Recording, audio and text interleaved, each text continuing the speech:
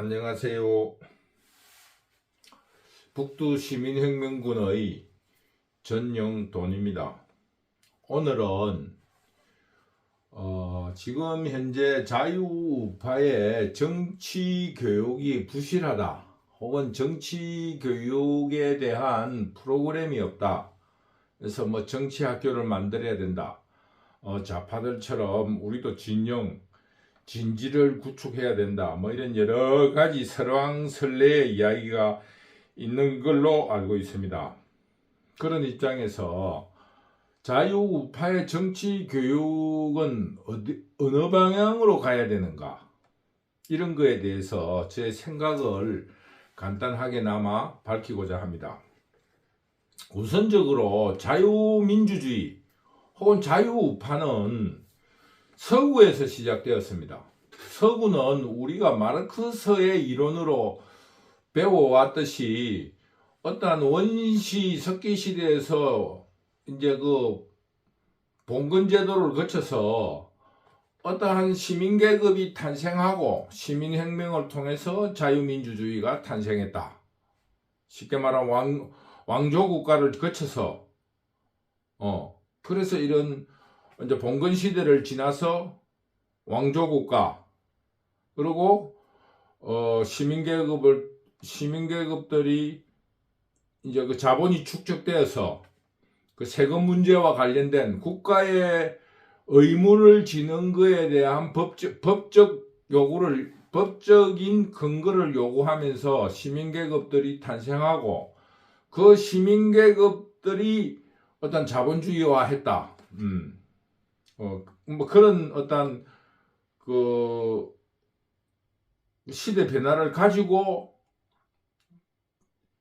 자유민주주의가 발달해 왔습니다. 그런데 한국의 자유민주주의는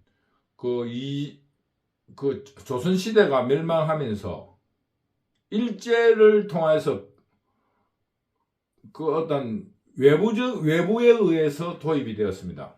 지금 현재 잘 아시다시피 근대사와 현대사가 공산 좌파들에 의해서 굉장히 부정이 됐습니다. 그동안에.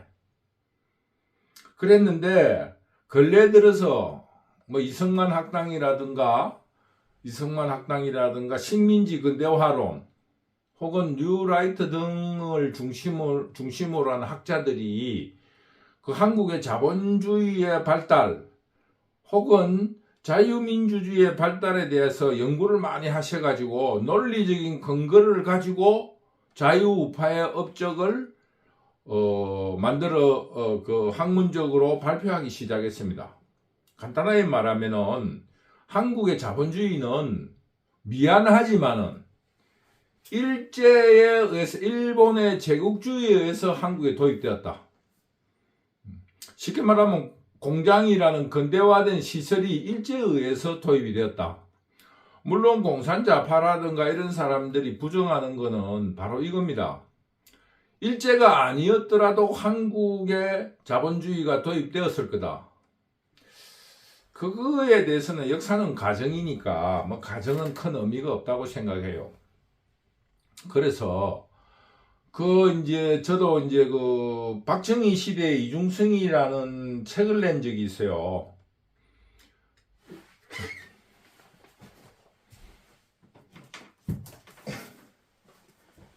이 책이 제가 낸 책입니다. 박정희 시대의 이중성. 이 책의 주제가 뭐냐면은 박정희 시대에 민주화를 할 수 없었다. 경제가 밥도 못 먹고 사는데 어떻게 해서 민주화가 이루어질 수 있느냐, 산업화가 우선이다, 이런 이중적인 선택을 할 수밖에 없었던 고뇌에 대해서 쓴 책입니다. 박정희 시대의 이중성이라고 그런 책을 쓴 적이 있어요. 그리고 여기서 이제 이 책을 쓰면서 이제 공부를 해본 결과 한국의 자본주의, 초기 자본주의는 일본, 일본의 제국주의에서 도입된다는 것을 알게 되었어요. 이 책이 언제 쓴 책이냐 하면은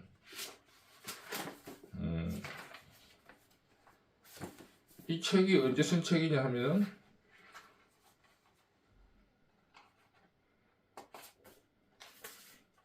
그 책 2013년도에 쓴 책입니다. 한 10년 전에 쓴 책인데 그때 이제 이 책에서도 나와 있지만은 그 근대화된 생산 시설이 일제에 의해서 도입됩니다. 도입되고 그리고 거기에 종사했던 식민 백성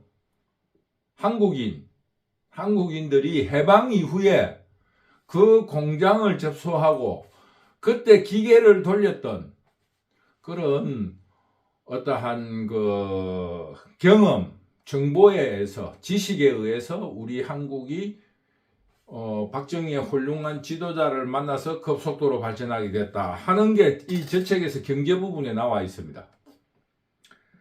저도 거기에 대해서 그런 책을 제가 공부를 했기 때문에 식민지 근대화론에 대해서 저도 긍정하는 편입니다. 이 책이나 문헌을 보면 그렇게 나와 있습니다.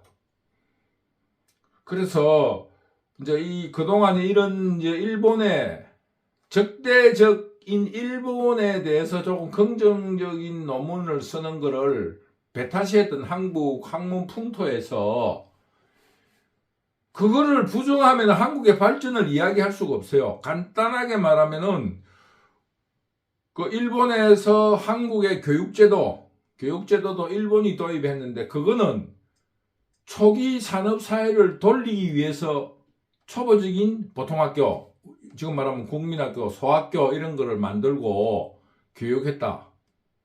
그러나 그 고등교육이라든가 전문교육은 특수한 계층에서만 이루어졌다 하는 그런 어떤 부정적인 어떤 면을 부각시키는 사람들도 있어요.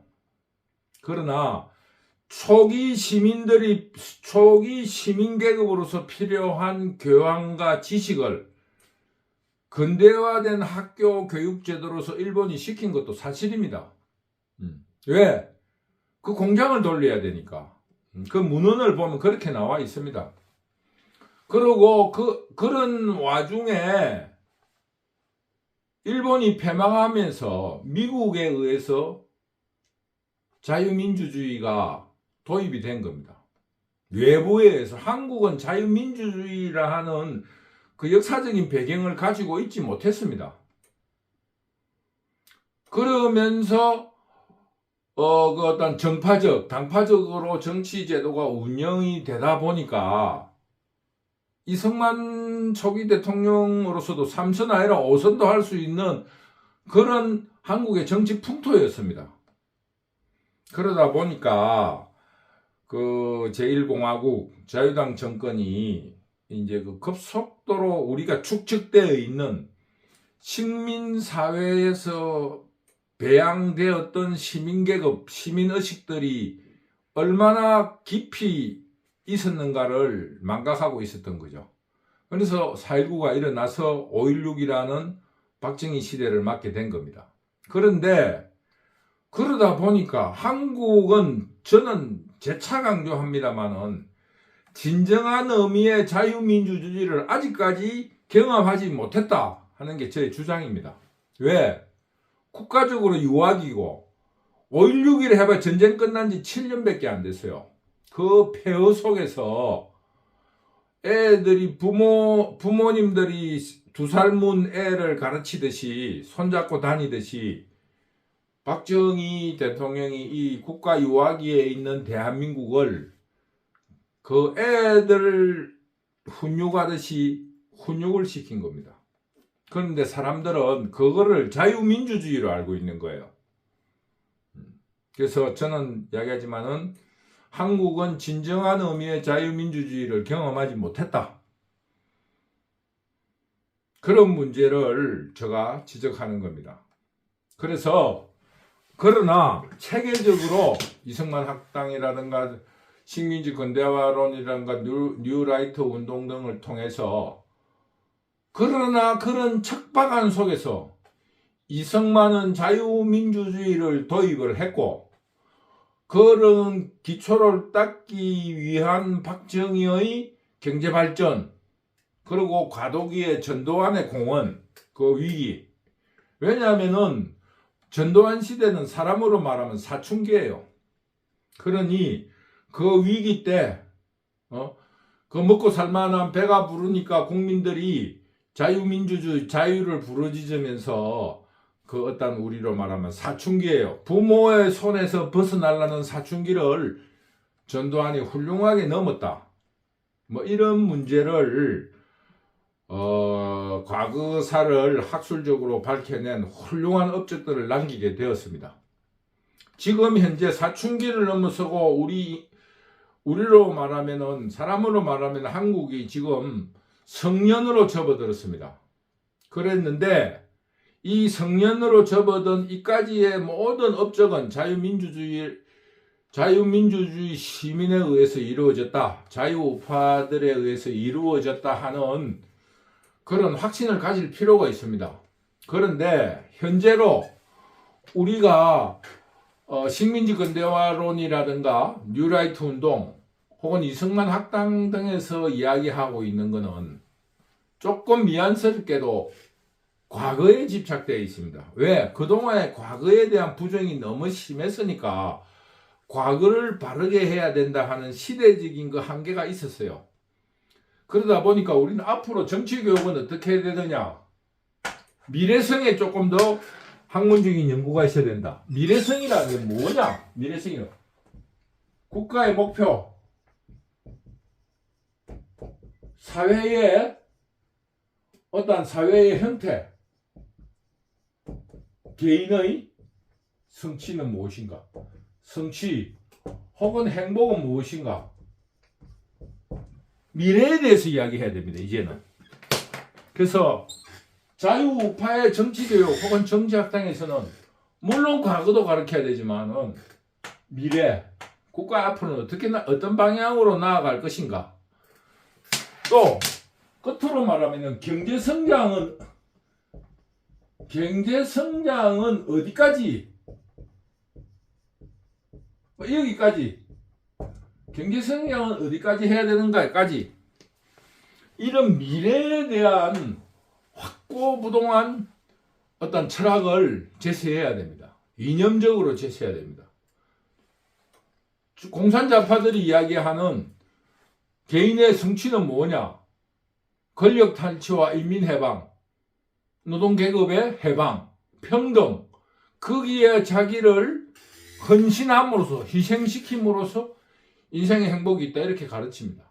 마찬가지로 자유우파는 무엇이 개인의 행복이며 그 개인의 행복의 집합인 사회와 국가는 어떻게 돼야 되는가? 그게 어떻게 그렇게 접합이 되는가에 대한 논리적인 근거를 제시해야 됩니다.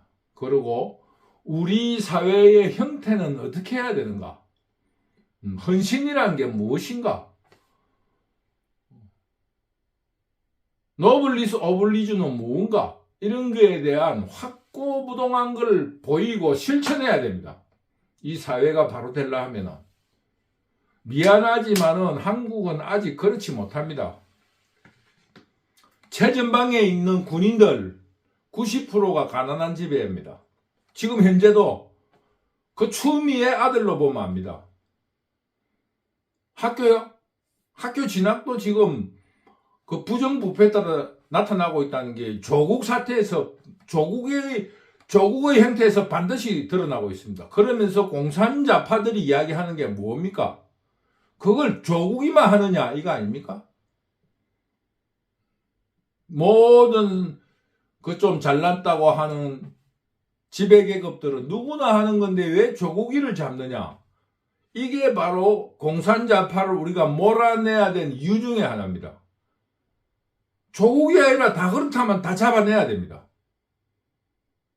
조국이를 용서하자가 아니라 조국이가 그렇다면 그 사람들 다 잡아내가 이 사회가 공정하고 정의로워야 됩니다. 자유우파는.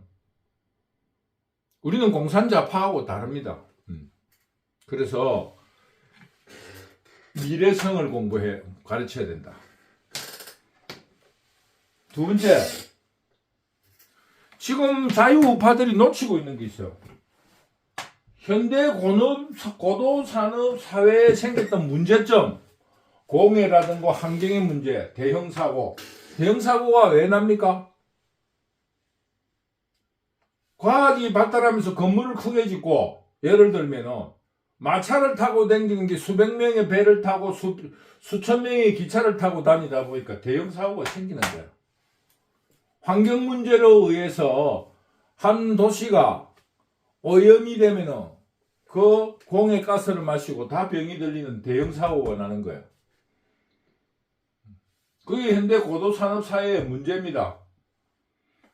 지금 AI라든가 인공지능의 문제가 생기고 있습니다. 그러면은 우리도 착시를 통해서 착각을 하잖아요. 착시라는 게 있지 않습니까? 착시라는 건 우리 눈에서는 바로 보는 거예요. 근데 뇌에서 그거를 분석할 때 그 고정관념에 잡혀가지고 착시가 일어나는 겁니다. 들어간 게 나온 것처럼 보이고 이런 거예요. 그것처럼 AI도 앞으로 착각이 있을 수 있다. 착시가 생길 수 있다.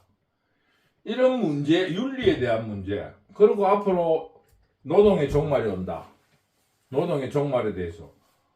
왜 자유우파는 거기에 대해서 좌파에게 맡겨놓고 있나 이겁니다. 자꾸 앞으로 이제 그 자유우파의 논리는 그거예요.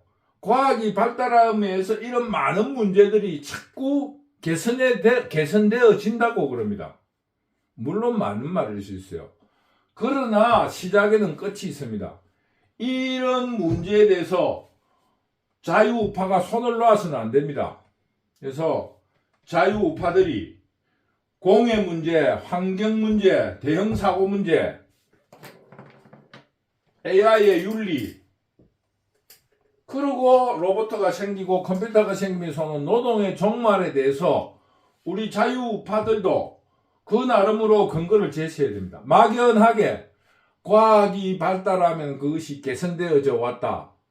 지금 그런 말로 문제를 해결할 수 없는 지경에 이르렀습니다. 대형 사고, 과학이 발달하기 전까지는 대형 사고가 자꾸 날 거 아니겠습니까? 물론 개선되겠죠. 그러나 이런 문제에 대해서 자유우파가 손 놓고 있다는 것에 대해서 반성을 해야 된다. 그래서 자유우파의 정치교육도 좌파에 맡겨놨던 현대 고도산업사회의 문제에 대해서 고민하고 해결책을 제시하는 학문적인 업적을 내놔야 된다. 세 번째, 마르크스 철학을 수용해야 됩니다. 왜 수용해야 되느냐? 마르크스주의가 왜 나왔습니까? 마르크스주의는 자본주의를 들여다보면서 자본주의의 폐단을 알게 되어서 나온 게 마르크스주의예요. 그게 변정법적으로 정반합입니다. 그런데 마르크스주의도 소련의 해체에서 보았듯이 마르크스도 자본가들이 하던 독점 자본주의를 국가가 대신했다는 것을 소련이 해체되면서 고르바초프가 실토했습니다. 소련은 국가 독점 자본주의였다. 즉 무슨 말이냐면은 자본주의의 마르크스에서 이야기하듯이 자본주의의 실질적인 소득은 쉽게 말하면은 불로소득, 잉여소득은 독점을 통해서 나온다 그러거든요. 그러니까 그 산업에 그 소득이 생기려고 하면은 그 간단히 말하면 경영에 이익이 생기려고 하면은 독점이 되지 않고서는 그 이익이 생기지 않습니다. 여러분들도 해봤겠지만. 그게 이제 자본주의에서 발전한 게 상표 아니겠습니까? 상표. 그러니까 메이커가 독점을 하는 거예요. 그 이름이나마. 그게 지금 하나의 독점의 형태입니다. 메이커라는 게. 쉽게 말하면은 삼성 냉장고, 다른 냉장고가 있지만 삼성 냉장고가 한국에서는 거의 독점한다. 이래야 소득이 생기는 거예요. 소득이란 좀 이상하고, 잉여소득. 잉여소득이 생기는 겁니다. 그렇지 않으면 치열한 경쟁에서는 한 푼도 남길 수가 없다는 게 자본주의의 기본 논리입니다. 그래서 자본주의는 마르크스도 이야기했지만 궁극적으로 독점을 지향하고 있습니다. 근데 지금 현재 마르크스가 이야기했던 그거를 소련이 그 정치 지도자라든가 노동당 간부들이 국가 독점주의를 통해서 그 잉여소득, 뭐 이익이라 해도 잉여소득, 그걸 뭐라고 해야 되면 지대에 대해서 하여튼 그 경영소득이 생기는 겁니다. 그러면은 지금 현재 우리가 들여다봤을 때 마르크스주의를 들여다봐야만이 새로운 자유우파에 대한 논리가 생길 수 있다. 그래서 마르크스주의를 배타시해서는 안 된다. 첫째 이유는 그겁니다. 마르크스주의가 자본주의를 들여다봄으로써 마르크스주의가 생겼고, 마르크스주의가 소련의 붕괴로 인해서 실토된 마당에 마르크스주의를 들여다봄으로써 자유우파의 새로운 길을 만들 수 있다. 첫째는 그 이유입니다. 마르크스를 수용해야 되는 이유. 두 번째, 마르크스주의도 초기의 마르크스주의에 대해서 많은 변화와 발전을 가져왔습니다. 그래서 마르크스주의도 좌파가 있고 우파가 있고 많은 분파를 만들어냈습니다. 그렇기 때문에 마르크스의 논리가 무조건 나쁘다. 마르크스주의가 자본주의라든가 자유우파에 적응하는 것은 빨갱이다. 이런 논리는 굉장히 비약된 논리입니다. 그래서 자유우파들의 도외시해왔던, 그동안에 도외시해왔던 마르크스주의의 가치와 철학, 그리고 방법론에 대해서 우리는 수용해야 된다. 그래서 우리 자유우파의 이념, 혹은 철학, 혹은 가치관의 다양화, 혹은 저변을 넓히고, 또 우리가 도외시해왔던 여러 가지 문제들에 대해서 마르크스주의를 수용해야만이 우리가 그 빈 공간을 채울 수 있다. 저는 그렇게 생각합니다. 그래서 제가 말씀드리고 싶은 거는 앞으로 자유우파들이 왜 정치교육이 필요한가? 첫째, 우리는 자유민주주의를 역사적인 어떤 변천 과정을 통해서 접해보고 경험해보지 못했습니다. 더구나 급속도로 변화하는 20세기에 있어가지고 한국은 그 세계 정세 뒤처진 후진국 신생 독립국으로서 선진국을 따라가려고 하는 간섭주의, 국가 주도주의에 물들어가지고 정신없이 왔습니다. 이제는 우리가 물질적인 성취는 이루어졌다고 봅니다. 그런 의미에서 우리 자유우파도 정신을 바짝 차리고 뭘 해야 되냐? 건 해방 이후 근 80년의 한국의 역사에서 도외시해왔던 자유우파, 경험으로 통하지 못했기 때문에, 역사로 통하지 못했기 때문에 정치교육이 필요하다. 너무나 빨리 도입해야 된다. 이 주장에 저는 동의합니다. 그래서 한국의 자유우파의 정치교육을 실시하자. 정치학교를 만들자. 그것을 대중적으로 교육하자 하는데 전적으로 동의하면서 세 가지의 원칙을 제가 제시하는 겁니다. 첫째, 미래에 대한 교육을 시키자. 두 번째, 현대 산업사회, 자본주의 사회에서 드러난 문제에 대해서 자유우파들이 그 해결책을 제시해야 된다. 만약에 자유우파가 해결책을 제시 못하면 그 해결책을 제시하는 공산자파라든가 기타 거구 극자 세력들에 의해서 그 사람들이 흡수될 것이기 때문입니다. 그래서 자유우파는 그 문제점에 대해서 교육을 해야 된다. 또 그 문제에 대한 해결책을 학술적으로, 논리적으로 제시해야 된다. 세 번째, 편협된 이념에서 벗어나서 자유우파의 지평을 좀 넓혀야 된다. 왜? 자유주의 우파의 논리만으로 해결할 수 없는 분야들이 있다. 두 번째로 마르크스주의도 굉장히 다양하게 발전해 왔다. 그런 두 가지 이유로 우리 자유우파는 마르크스주의도 수용해야 된다. 이 세 가지를 중심으로 정치 교육이 이루어져야 된다. 저는 그렇게 생각합니다. 제 생각에 동의하시는 분들이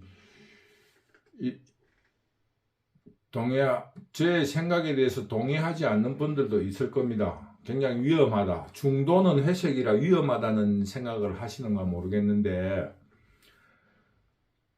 그게 감추어진다고 혹은 비워넣는다고 자유파가 마르크스주의의 철학과 가치를 도입하지 않으면 설명되지 않는 부분을 비워놓는다고 그 사람들이 모른다, 모르겠느냐? 절대 그렇지 않습니다.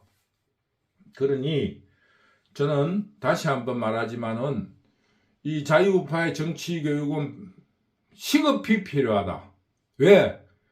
금 100년, 80년에 우리 한국의 해방 이후의 역사에 자유민주주의를 역사적으로 경험하지 못하다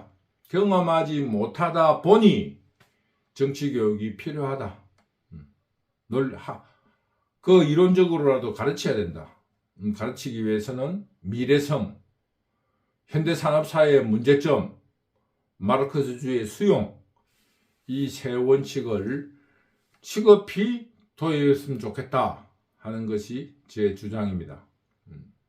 여러분들과 생각이 다르시겠지만은 다른 부분이 있다면 댓글로 달아주시면은 같이 토의해 보도록 하겠습니다.